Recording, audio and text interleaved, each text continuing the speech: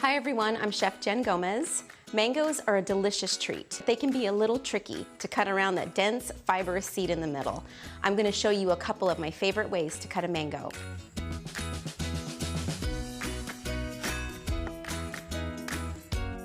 Take your mango and a paring knife, turn it on its side, make a little cut at the top, flip it around, make a little cut at the bottom, and stand it up so it's flat. And since it has that big seed in the middle, we're just going to start cutting down, and you'll feel the seed against the side of your knife, and just cut right alongside the seed all the way to the bottom. Turn it around and do the same thing.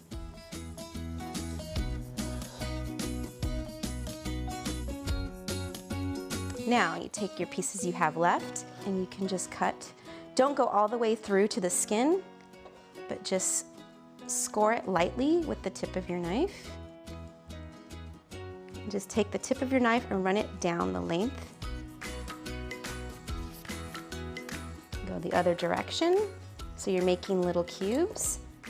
Flip it inside out and just serve it just like that. The second way I'm going to show you, we start off the same way.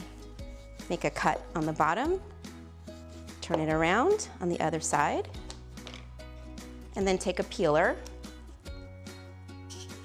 and just peel down.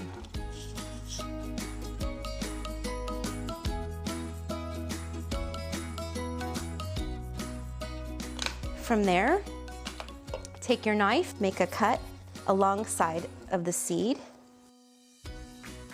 other side. On each side of the seed, we want to get all of that delicious fruit. And with these ones, I think I'll make some slices.